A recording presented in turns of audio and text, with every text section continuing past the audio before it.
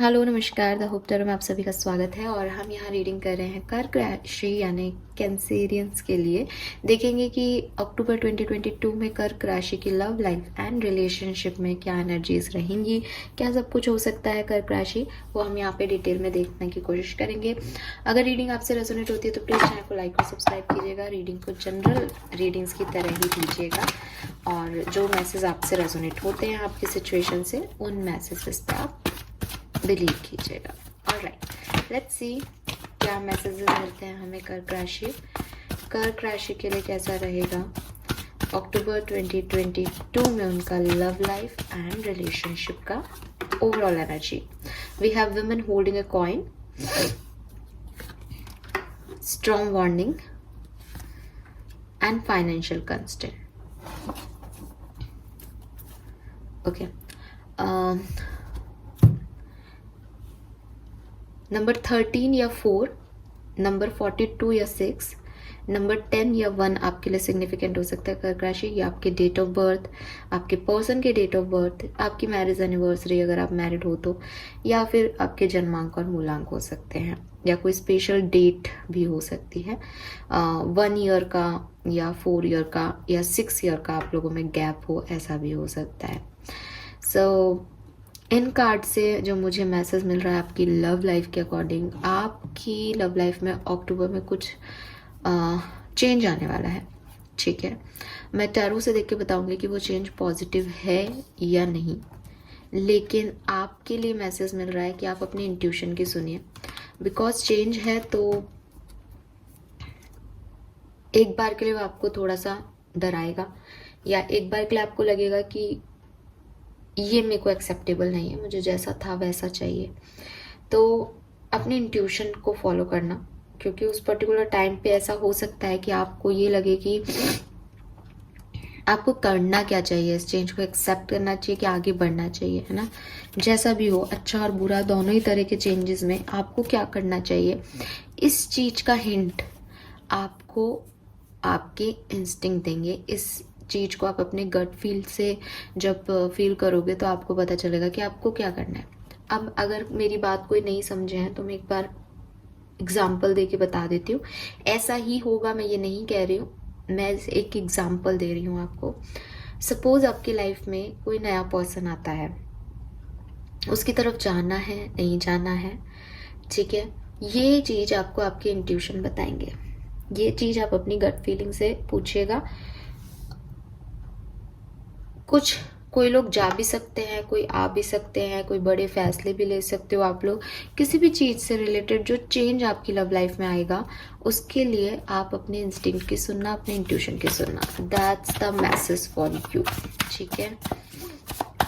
और जो साइंस आपको दिखाई दे रहे हैं, जो चीजें आप नोटिस कर रहे हो, नहीं चाहते हुए भी आपको वो नोटिस हो रही हैं, उन पे भी ध्यान दीजिएगा, ठीक है। क्योंकि जब आप उन पे ध्यान दोगे ना, तो आपके गट, मतलब आपके गट आपको कैसे बताते हैं कोई चीज, कि वो आपका ध्यान उस जगह लगाते हैं जहाँ ध्यान नहीं दे रहे हो आप, ठीक है। ये आपको बार बार एक ही मैसेज मिलता रहेगा। तो उन साइंस पे आप एक बार देखिएगा। लेट्स सी कर्क राशि, एक बार और शफल कर लेती हूँ। टैरो से देखते हैं आपकी लव लाइफ में क्या सब हो सकता है। ओके, 4 ऑफ वॉन्ड्स, बिल्कुल it is like something about marriage proposal, ठीक है, या कोई कमिटमेंट जैसा कोई चीज, कोई स्टेबिलिटी की तरफ आपको जाना है नहीं जाना है, चूज करना है नहीं करना है। We have ace of cups also, तो यस, ये कोई नया पर्सन है। मैंने एग्जाम्पल भी दिया था और एनर्जी भी वैसे ही आ रही है टैरो से कि कोई नया पर्सन आपको अप्रोच कर सकता है, आपकी तरफ मैरिज का कोई प्रपोजल आ सकता है। बट मे भी आपको डर लग रहा है, मे बी आप उसकी तरफ नहीं जा रहे हो। अब समहाउ ऐसा भी हो सकता है कि आपको इस तरफ नहीं जाना है, तो आपके इंस्टिंक्ट आपको बताएंगे कि आपको यहाँ जाना है या नहीं। बट ऐसा हो सकता है कि अक्टूबर में आपको ये प्रपोजल जो है वो मिले।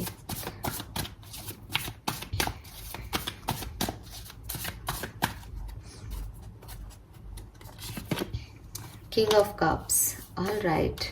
सो ये पर्सन आपसे उम्र में बड़े हो सकते हैं, 4 से 5 साल, we have two of swords. So ये कोई नया पर्सन है, ठीक है, मुझे लग रहा है कोई नया पर्सन है और आप शायद कहीं और स्टक हो, किसी और से अट्रैक्टेड हो, इस चेंज को शायद आप एक्सेप्ट नहीं करो।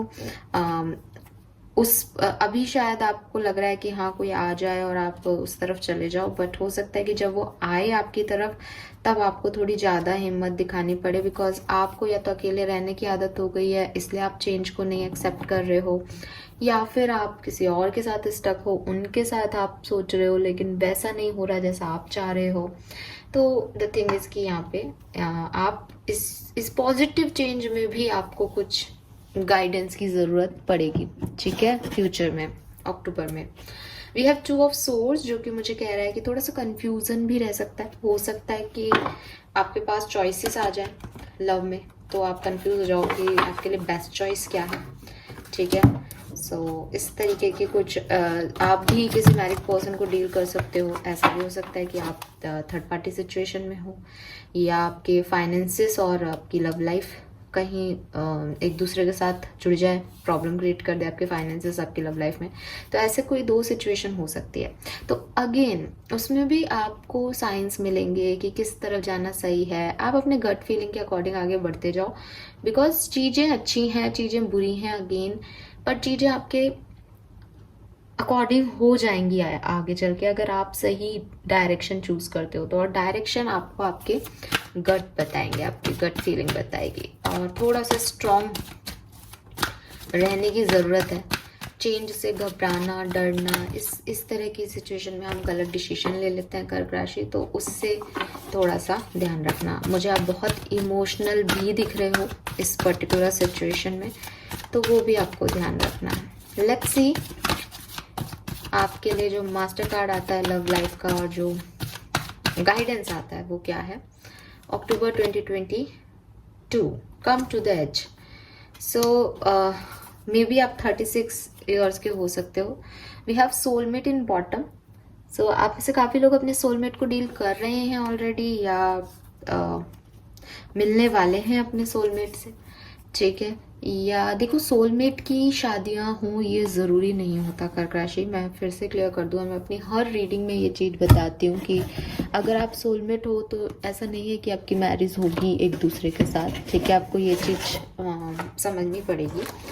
लेकिन अगर आप उनसे शादी करना चाहते हो तो आपको इनिशिएटिव लेना पड़ेगा, ठीक है, क्योंकि यहाँ जो एनर्जीज आ रही हैं उसके अकॉर्डिंग आपको इनिशिएटिव लेना होगा। अगर आपको आपके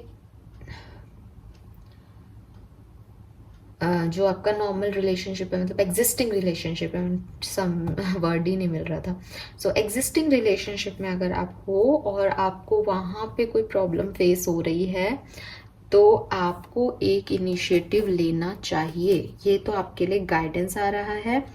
और क्योंकि हमने यहाँ पे मास्टर कार्ड भी पूछा है तो यहाँ पे ये भी आ रहा है कि आपको करेज दिखाना पड़ेगा, आपको लीप ऑफ फेथ लेना पड़ेगा, आपको अपने फियर्स को ओवरकम करना पड़ेगा अगर आप सच में किसी को पसंद करते हो या किसी डायरेक्शन में जाना चाहते हो तो ये जो है ये टाइम आपके रिस्क लेने का है, आपको डिसीजन मेकिंग का है, एंड बोलने का है, अपनी वॉइस को रेज करने का है, अपने स्टेटमेंट्स के साथ रहने का, और फिर होपफुल रहने का है कि अब सब ठीक होगा। तो ये जो टाइम है वो सेफ प्ले करने का या अपने कंफर्ट जोन में रहने का नहीं है, चाहे आप किसी भी सिचुएशन में हो।